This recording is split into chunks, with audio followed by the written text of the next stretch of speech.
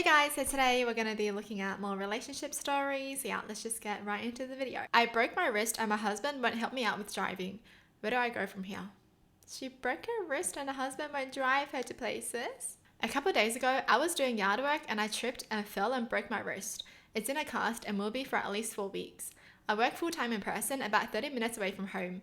I took the last 2 days off from work, but I need to go back on Monday. I can't drive my car because it is stick shift, and the wrist I broke is on the arm I used to shift. I can't grab the shifter to change gears, so I can't drive it. My husband drives an automatic, and while it wouldn't be the greatest thing, I could drive it. I asked him if he would mind switching cars with me until I'm able to shift gears again. He said no because he doesn't like driving my car. I taught him how and he's used it before. He just doesn't like it. So I asked if he would drive me to and from work, at least a few times per week. He also said no because he doesn't want to wake up early. What? What kind of behavior is that?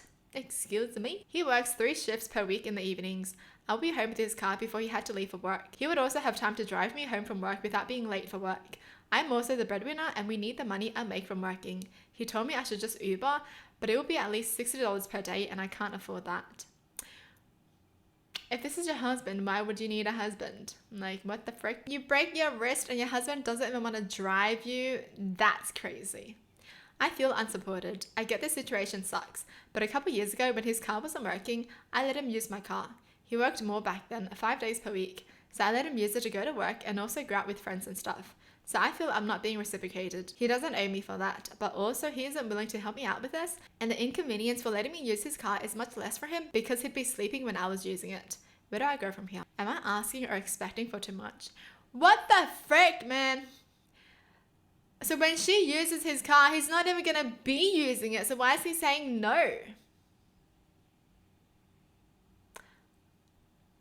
I would be pissed. It's one thing to not let someone borrow a car, and it's also another thing to not drive your partner to work when they broke their wrist.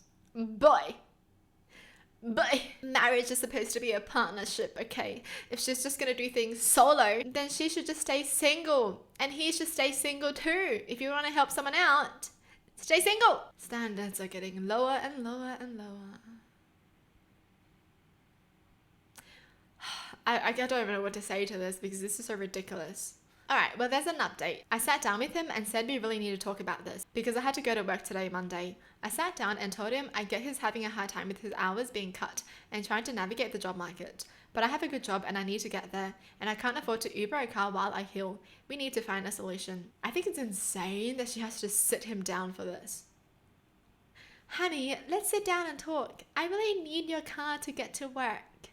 Do you understand? I can't spend half my freaking pay on Uber just to get to work when I could use your car. He kept talking in circles with the same reasons I mentioned in the last post. I don't know exactly what I said, but it was something along the lines of, that is not good enough for me. I don't accept those reasons and I don't think they're true. What is the actual reason? We are married and partners. Why am I left hanging like this? He finally told me the truth. Since his hours got cut, he hasn't been maintaining his car. He had savings and maintained his car when he worked more, but when his hours got cut, he started using his savings to pay part of the bills, and when it ran low, he finally let me readjust our spending. I pushed for it from the start, but he refused. But when his savings ran low, his car started having problems, and he couldn't afford to fix it. He needs new tires. He needs new brakes. The AC stopped working, and he's also well overdue for an oil change. He used to keep up with this stuff, but hasn't because he's low on money. He was ashamed and didn't want me to use his car or ride in it because he didn't want me to know how bad it was. He was embarrassed, so he never brought it up. So he's been driving an unsafe car and didn't want me to drive it. After a very long talk, we came to a solution. I will buy him used tires. They need to be done, but can wait a week as we look and get this set up. Yesterday we replaced the brake pads and do an oil change. I couldn't physically help, but I read him steps and look at things when he wasn't sure. His dad also helped over FaceTime. Between our brains, we figured it out. We decided not to mess with the AC, because that's a comfort thing and not necessary, especially during this time of the year. So in all, he was having a private struggle I wasn't aware of. I usually don't go in his car, so I never noticed. And this morning he drove me to and from work. And either he will drive me or I will drive myself, with his permission. Depends on the day. I knew he was struggling with a lack of income, and I have been pushing and pushing for him to let me do more, but he held out due to pride, and his car suffered. And honestly, I think I might do the same thing. I still feel a bit betrayed and the trust has eroded a bit, but at the same time, I feel like I got closer to him. It's a weird feeling I can't fully explain, but in the end, I can get to work with his help. Oh, okay, everything is solved. If you're struggling, you need to communicate that with your partner. Because why would you not, right? Why would you not communicate that? Your marriage is a partnership. You guys are partners. You guys have to do things together.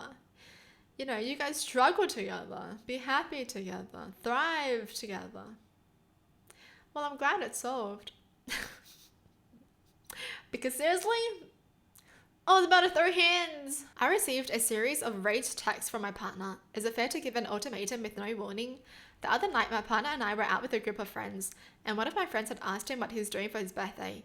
I made a joke that we'd celebrate at the local bar that he frequents fairly often. A few days later, he texted me a series of rage texts saying that I disrespected him by saying that, telling me to F off, threw a few FUs in there as well. This is not the first time something like this has happened, but I will not say it happens frequently. Since we have been together, things like this have happened maybe once every 3 months, usually in person, but sometimes over text. Anytime it happens, he's apologized after and recognized that it is wrong. This last time, maybe it's because it was in writing, I haven't been able to shake. It's been around 2 weeks now and I got really mad about it. I feel as though I've reached my breaking point. Is it fair to confront him and say that if it happens again, I'm done? I don't want to threaten without warning since I do not know if that is considered manipulative. Would it be acceptable to say if it happens again, we have to go to couples therapy? I don't want to leave, but I know I shouldn't be treated like this. I fully believe that you should never text these kind of things to your partner. You know, maybe if you feel that about them, keep it inside. But you don't ever insult your partner. Because what happens when you do? They're going to remember it. Yeah, no amount of sorries will erase that in their memory. It doesn't work like that. So if you have nothing nice to say, don't say it. Just keep it inside. Seriously, just walk away. The fact that he texted it was an action, says a lot. It's not even the fact that he couldn't control himself. He decided to text it and press send. That's not good. You shouldn't be taking that disrespect. How do I get my friend's fiance to stop critiquing what I eat? My best friend is engaged to a guy who I actually like overall. My friend and I no longer live close, so our main activity together is going out for lunch or dinner at the halfway point. Her fiance has this habit that started as annoying, but is now a step above that. I like to get a few different appetizers instead of a main course. He'll always say, "You're getting all that," or even tell the waiter, "I don't think we need all that," like I'm a child. Excuse me? Why is he controlling this person's portion? Like, I don't get it. Like, you should not be controlling anyone. But they want to eat. We always do separate tabs, so it's not as though it's a financial concern. It never breaks up the pace of the meal. I just get the appetizer served during the main course. I've tried playing it off in a light but clear way. I've tried politely addressing it. It just goes right over their heads. I've asked my friend about it privately and she says, "Yeah, it's annoying. He does it to me too. But he's great overall, so I look past it." That's controlling behavior. Great overall, but he's not allowing you to eat what you want to eat. Is that the most important thing in life? But eating. I obviously won't lose my relationship with one of my oldest and closest friends over this, but it is making me extremely uncomfortable. I already have poor body image in relationship to food. Any ideas what I can do? Thanks in advance. Can she do it back? And then she could be like, "Oh, I don't think you should get that. I think you should get a salad because you should really be watching your weight." And like, why do they even need to go out with him? Why can't they just go out by themselves? Like two besties going out to eat. Why does she need to bring the fiance along? Right? Why? Why is he always there? What does he think he's doing? Why does he feel like he always needs to stick with his partner? Like, does he not trust her? Is this like a trust issue kind of thing? He's also controlling, and it feels like he's also manipulative. Weird. I wonder if she's like told him up front before. Like, let's say he says something. Has she ever been like, "Well, that's none of your business. Stop sticking your nose in my food." Like, seriously, what is his problem? I would actually be so pissed.